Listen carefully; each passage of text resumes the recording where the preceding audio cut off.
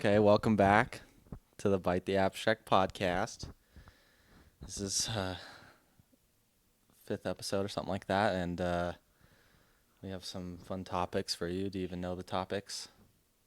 I don't know. I'm going into this raw. I don't know. What'd you Okay. pick? Well, we talked about it last time, but philosophy and meaning of life type stuff. So, That's super broad. well, kinda. Um, it's the stuff I talk about all the time, but um, I'll just start off by asking you a question. That should slingshot us into some discussion. Um, so, actually, I'm not going to ask you a question about this yet because I want to discuss some the first little bit about like awakening and like spiritual awakening and like kind of what that means and how we're seeing that happen in society and and just kind of the repercussions it has on society. And yeah, so um, what do you think about awakening? Have you noticed it more, or do you notice it in yourself at all, or what do you think? Yeah, I feel like that's kind of like my definition of like woke. Like I feel like people are becoming more woke in life. Mm-hmm. Especially like specifically I think a really huge shift in society happened Mm-hmm. when the huge decline of like politics started happening in like 2016 In the U.S. in the US Yes. specifically. I feel like everyone outside of the US was already woke because they weren't like Mm-hmm. I don't like personally using that term woke because I think it has so much negative connotation, and I think it does actually mean negative things sometimes. Um, I'm not telling you to stop using it. That's not what I mean. I'm just saying, giving my input on it. Uh, yeah, I think sometimes um, it means people that are trying so hard to be awake that they walk right back into the slumber. I feel like that's kind of the issue still like with today, but I like going back to what I was saying like in 2016 when like everything started to like decline really heavily. I feel like people were like starting to wake up at like why do we actually do this? Mm-hmm. And everyone else that doesn't live in the US specifically, I don't think ever experienced that because they have always lived their life like how we're feeling now to Mm-hmm. like their eyes are already open to like how like quote unquote like bad things are like Mm-hmm. politically and just how all the like that's just such a huge issue like everything else too, right? But I think that's kind of when I started noticing it too, when like that huge like shift happened. Mm-hmm.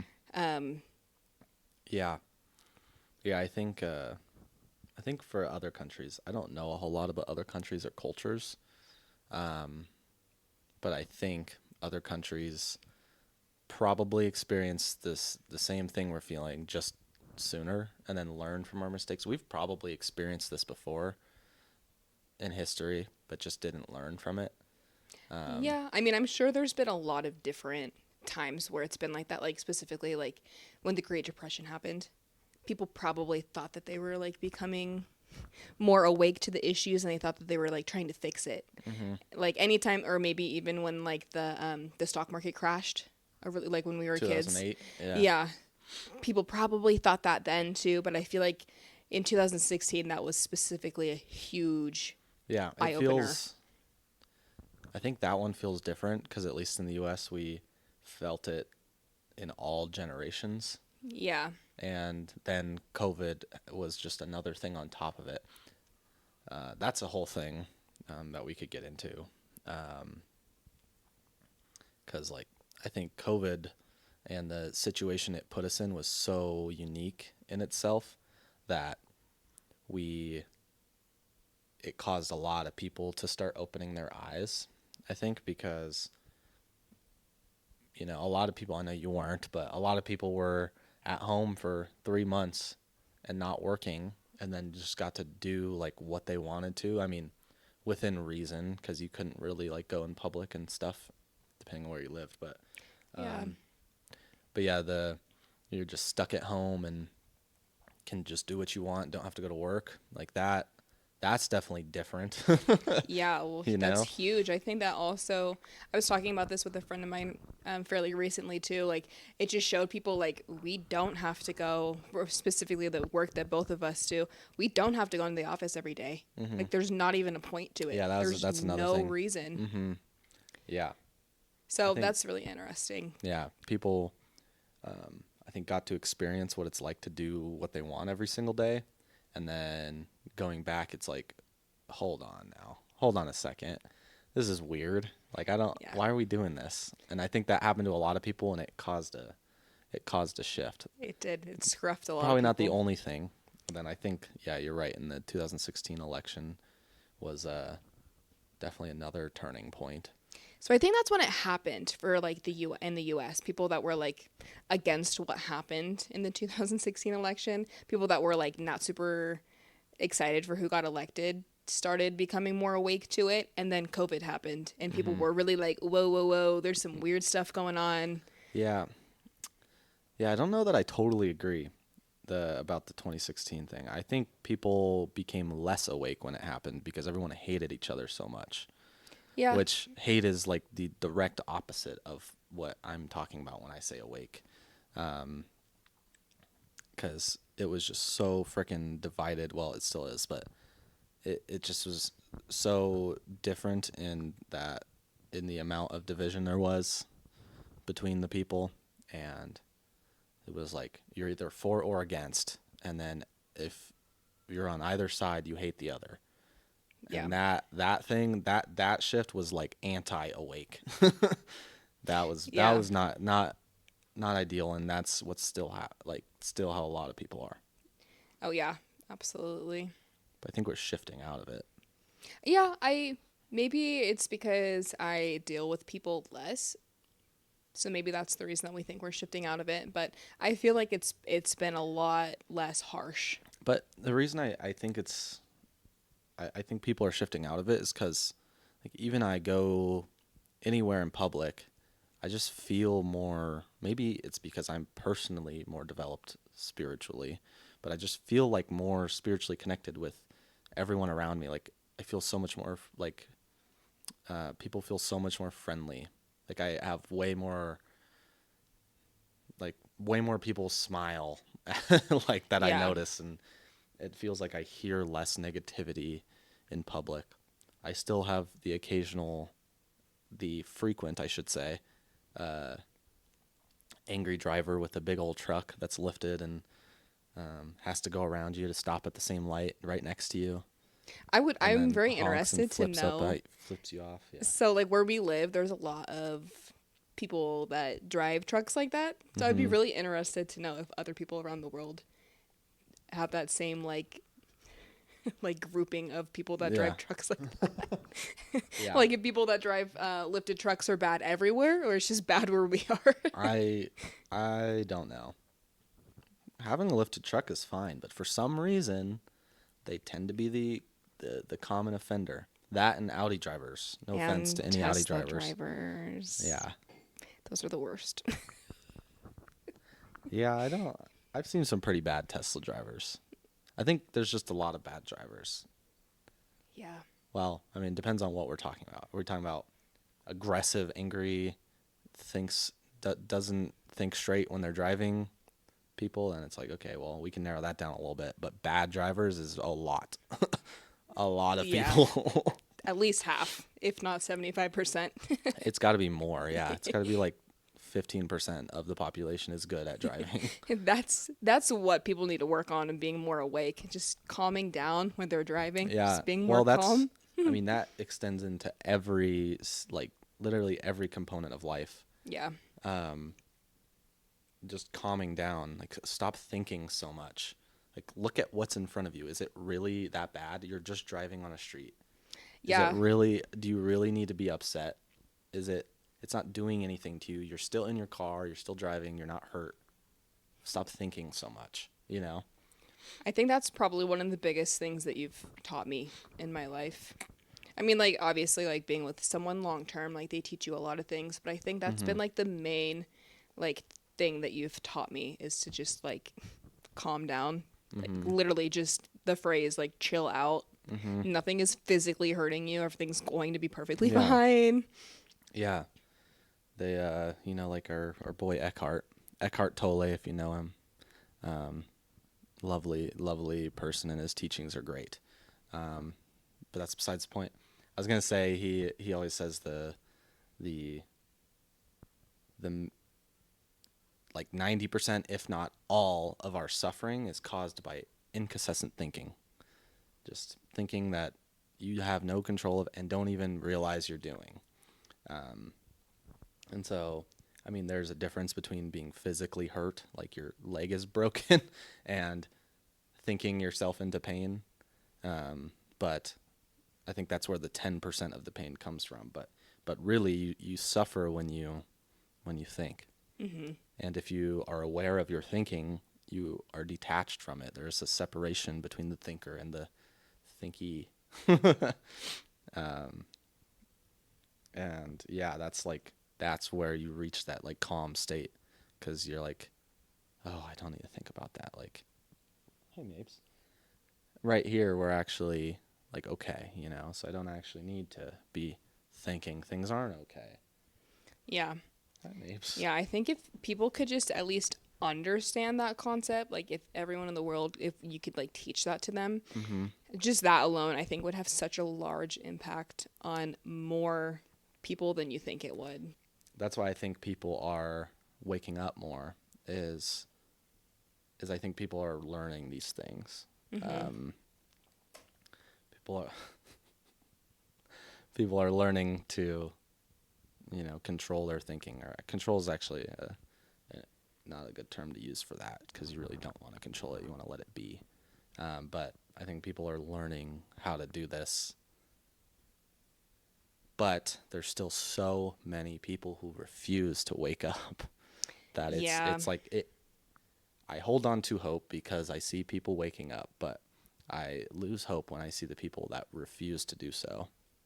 Yeah, it's nice though that I feel like a lot of people are really doing that like internal work, like being able to like meditate every day and like take the time to like learn how to practice being like that more so, because it's definitely, it would just be such a beautiful life if everyone just took the time to do something like that for themselves every day. Yeah, yeah, I agree. Um, yeah, I think that self care type stuff is becoming really prominent, and um, definitely has a worldwide impact. Because just doing that stuff, you carry yourself differently, and you let off a different energy, and people around you absorb it. You know, Yeah, and so absolutely. yeah, I think people have been talking about this concept of like the mass awakening, Hmm. which I'm doubtful of, because it there like I said before, there are just so many people that refuse to wake up. But um, the mass awakening is this concept where it's like enough people wake up that their energy is so contagious that you can't stop it, and it spreads like a wildfire and just hits everyone. And then at some point, a lot of people, like a lot of spiritual teachers, just people who practice spirituality, um, have like think that this is coming, that day, um, where everyone is just walking around wide awake and loving each other, basically. Yeah, I think that would be really nice. I can't even imagine what that would feel like, because even at my job, I work in customer service. People are so hateful to It me, and they don't even know me. yeah, it would literally be the end of suffering. Like you would not feel suffer anymore. Well, can you even imagine? Like, let's just even my second job. Like, if everyone was just like that towards me, like the amount of help that I would receive would be great. Mm-hmm. Like, it would just be such a different way Yeah, of life. yeah. There, because when nobody's when people around you aren't suffering, you also won't be suffering. And at the same time, when you're not suffering, the people around you won't be suffering. And so it's I think it's a thing we can't really understand because it's so beyond what we experience daily. Because even the people who are waking up um, don't they don't live in this awake state 100% of the time. But if everyone was awake, I think over time it would spread so hard that everyone would be awake 100% of the time. Yeah, definitely. Which is also that's another concept in Eckhart Tolle's book, A New World, or A New Earth, I think. The new Earth is this Earth where everyone is awake and it's just pure bliss. Like everybody is. There's no. There's no suffering worldwide. It's just everybody's loving each other in unconditionally, support and everything. You know. Yeah, I think there's a lot of things ingrained in society um, and just in culture that kind of prevents us from reaching that state. Yeah. Like hustle culture, I think, is one. That's a whole, I want to do a whole podcast on hustle culture. I think it is so disgusting and toxic. I I agree. I like half of it basically. Half of hustle culture I like. I like the this is kind of like a masculine thing, but I like the aspect of it where it's you like push through the hard and nasty shit that just because you know you can, and then you don't even care what the result is. You're just doing it because you know it's the process, Yeah. and then you get to the other side. It's like a weight loss journey. It's the same kind of idea. I really like that aspect of the hustle culture, but I hate how much it's focused on money. That's the other half of it, because I just think money is, the root of all evil, as people say. I really believe it is, because it's this fake thing that we seek to fulfill us, but it's this never-ending pit that just causes more suffering. Yeah, absolutely. Most things that most people do, I feel like, just never ending pit. Yeah. Just keeps going. Yeah, I mean, the only thing that doesn't do that is sitting there and accepting what is there, you know? That's the only thing that won't bring you more, because nothing will fill that void. But yeah. Yeah. Yeah, I guess I can ask you the question I was going to ask at the beginning, but what do you think the meaning of life is? It's of course a hard question and most not really answerable, but you know, what when you think of meaning of life, like what do you get out of it? Like what does life give you, I guess? I guess to like kind of make it short, like the meaning of life is what your life should look like after you've like found your life purpose.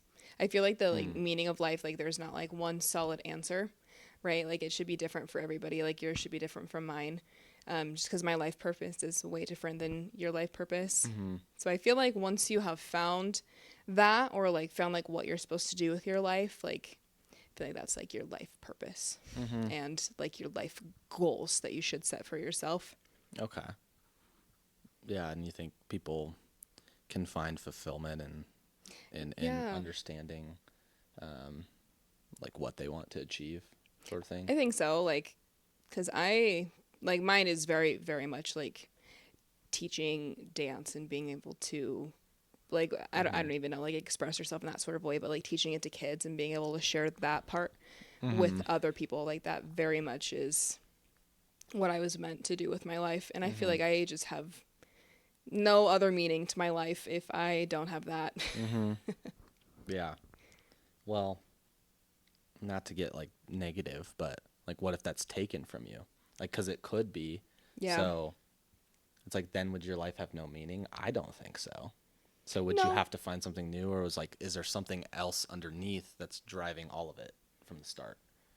I mean, then I guess the meaning of my life would just, I would have to focus it on something else then. I to insert my opinion here. Um, I think I think the meaning of life is deeper than that. I think it brings about these things that give you purpose and fulfill you. Um, I think it like I think the meaning of life is such a driven energy that it causes you to enjoy dancing and want to spread the love of dance and that kind of thing. Um, I think it's this. I honestly think it's really really simple. Like it's just to be conscious. I think because I mean, if you think in terms of evolution, um, the only reason we can think and even think about what the purpose of life is because we were driven to like survive and evolve and you know be the fittest, I guess. And so like cuz before we could think, or there was a time where we couldn't think, you know. And then consciousness wasn't there, but we move from a point of that to this discovering or to you know trying to solve the problems around you, to trying to survive, to overcoming these problems and having new purposes until some point all of a sudden we can like think about it, and then that's like the birth of consciousness.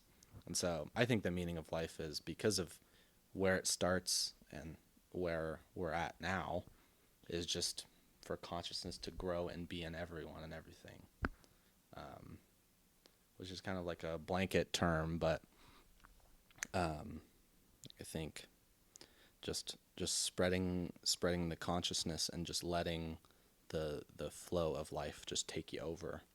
I think that's the meaning. But I also don't think it's particularly important to know what the meaning is or care. I don't think most people think about that ever. I think a lot of people do I think a lot of people do, because but like a there's lot of people don't. I'd say more do than don't because I think it's I mean in one way or another whether you're saying to yourself like what's the meaning of life. I think I don't think a lot, for the record, I don't think a lot of people go as deep as I just did, but I think a lot of people think about what the meaning of life is, but because especially like sad people, which is a lot of people, that's a whole nother problem. But like when you're sad, so a lot of people look to that. They're like, "What's the point?" Like I don't have a point. There Hmm. just isn't a point to this, and it kind of seems that way. But there is actually a point, and it's to just be awake and conscious. Yeah. Oh, thought you had more to add. I don't think so.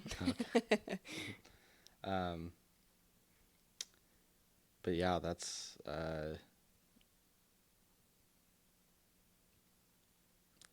think it's a interesting concept. It's or like exercising these ideas, um, exploring the kind of things you can come up with by just like pondering what like the meaning of life is or what. Yeah. I think it's really important to keep talking about these things with the people that you meet because I feel like more people need to like hear stuff like this. Mm-hmm. 'Cause I don't think it's really talked about very much, like in this kind of like perspective, you know? Mm-hmm. I think yeah. I probably just because of the content I consume, I see it a lot, but Yeah. I look for it. Um, but I'm really into the consuming content that's just people that just want everyone to be happy and just want to spread love, um, and only that. Like there's a lot of people I follow or just come across that um, that do that and only that. Like they don't even do anything else. Like they don't they're not like doing engineering projects and then also just like really happy and just want people to be loved. Like literally all they're doing is just saying, "Hey, I love you." Like that kind Yeah. of thing, you know. Yeah, that's also a huge reason why I am like just loving running the studio too, and just being around so many young people, because I just want them, like, I am trying to grow into an adult that I needed when I was a young kid. And I Mm, just so I like that. badly want my kids to be like, oh, like Alyssa's a really safe adult in my life. Or anytime they're like around me, they feel really just like content and loved, and they just fully feel that from me. I just want to be that one adult that really makes them feel like that. And Hmm. obviously their parents do and blah blah blah, but Yeah, I'm outside of their home. it's a very good goal to have, I think. Um, Yeah, I think the more that you strive to be like that for people, the the more people are gonna start to feel that, and it's gonna hmm spread like we were talking about. hmm Yeah, yeah, that's that universal emotion, love and kindness, and I think love is a version of the feeling, but I don't. There's not really like a word for the feeling. It's just like the thing you feel. Yeah. It's like love and kindness and happiness and all that comes from it, and you just emit that, and people absorb it. It's really contagious. So. Yeah, growing up, my mentor, still kind of my mentor, was like that for me. Like that was like Hmm. my outside of my family adult that I needed in my life and could go to for like anything. And they were just so kind, and just anything that I ever needed, they were just like, okay, sure, like I can help you with this or whatever.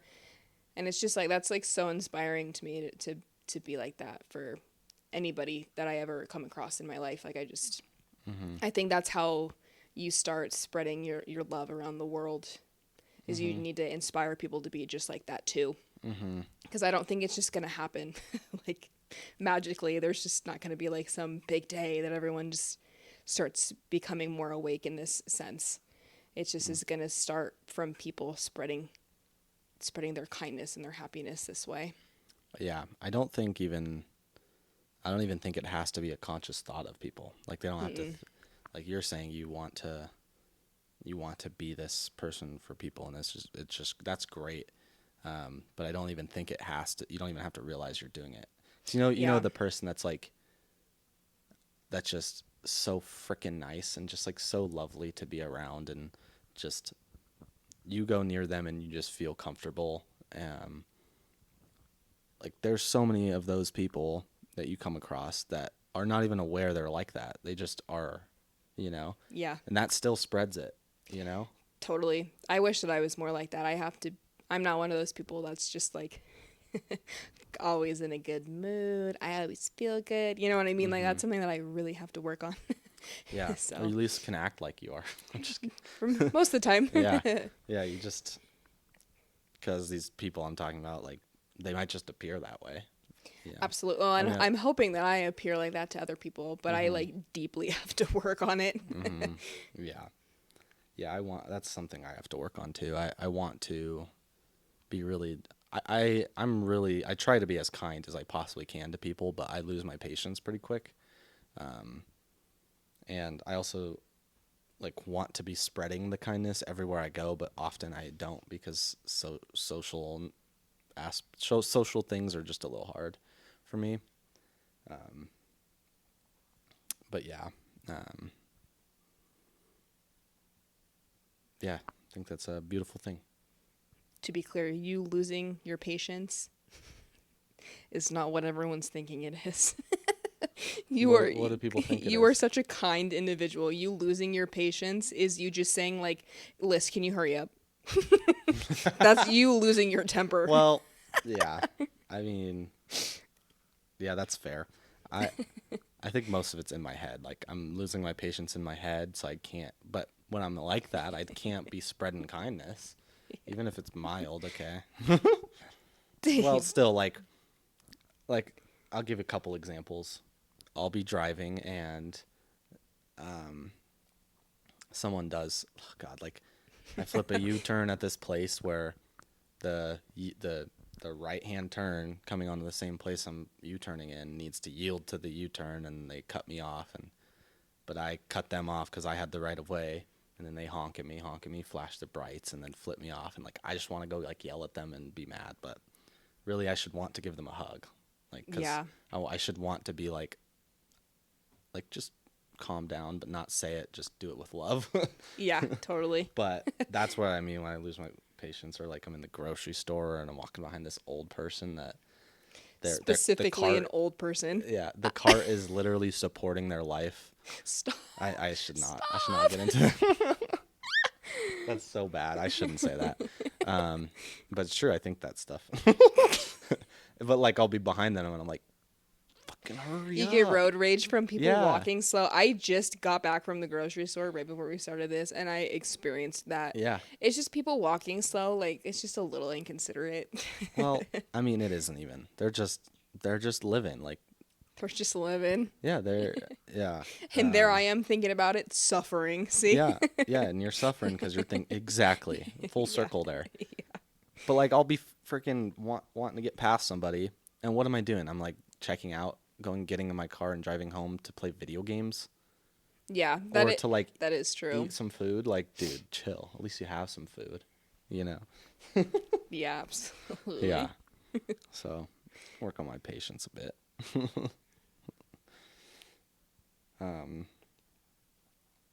But yeah, I think that's some good talk about this philosophy stuff. This is, of course, my topic, but I just love talking about these things. And sometimes me and my friends get really deep into it. We'll talk like this for a couple hours, just like constantly. Yeah, this is us having conversations like this were the reason we even wanted to start a podcast. Mm-hmm. I don't remember what we were talking about someday, but it was something so deep like this. And we were like, probably similar fuck to it, this. we're starting a podcast. Yeah. I mean, I could get even deeper too. I have so many ideas about this. I wanted to write a book about this. I probably will write one because it just like has manifested already, because I constantly think about it, you know? Manifestation. That's a whole topic. Yeah. I manifested this beautiful life that I have right here with you. Manifested it straight. If I were to, I'm not even joking with you right now. If I were to open my notes app on my phone, I fully manifested you into my life. Yeah. I swear. I could pull it up. I have a list of what I wanted. Yeah. After me and my ex broke up, I said, this is enough. I've had enough of this. I made a list of all the things that I wanted in a partner. Mm-hmm. Less than 2 months later, here you are. And now we're literally planning to get married. It's a real thing. It's a real thing. Yeah. It's not even that complicated how it works either.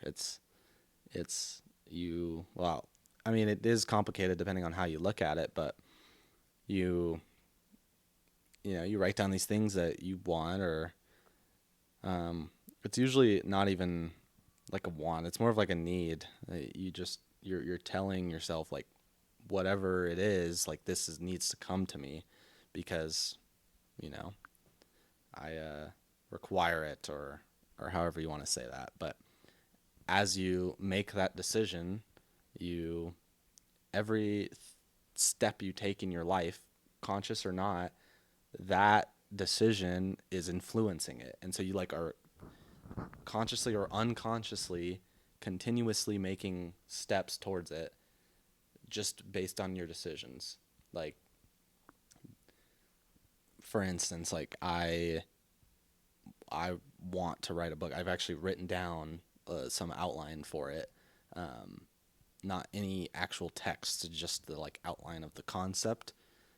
Because I got the idea to want to write it.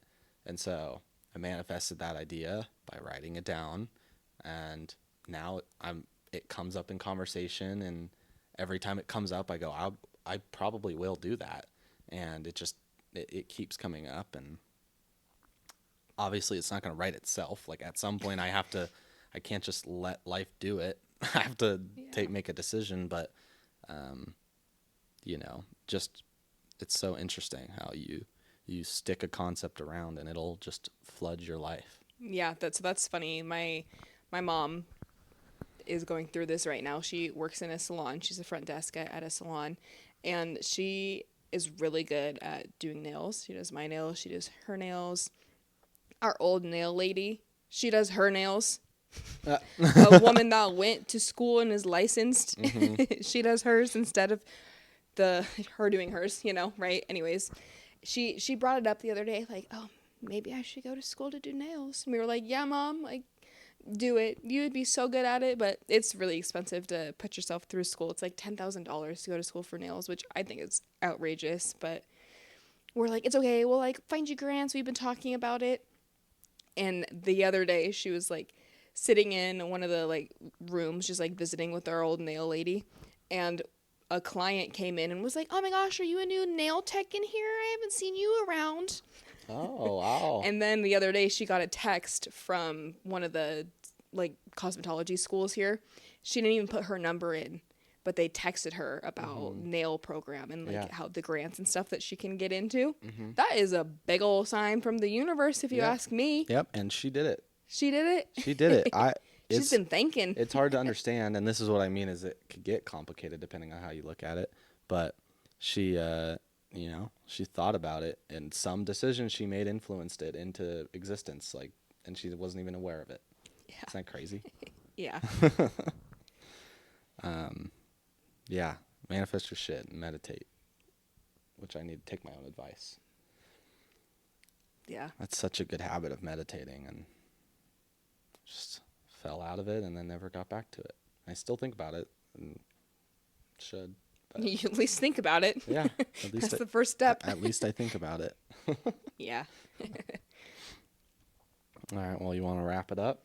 Yeah, I think so. And I think next time we'll put a little pin. I think next episode we'll come back to manifestation, Okay, sure. how it works. Yeah, I sure. think that's a good one. Love to talk about it more. Okay, well, thanks for sitting and talking with me. Thanks for watching, peeps. Anybody watching or listening? This has been the Bite the Abstract podcast, and bye-bye.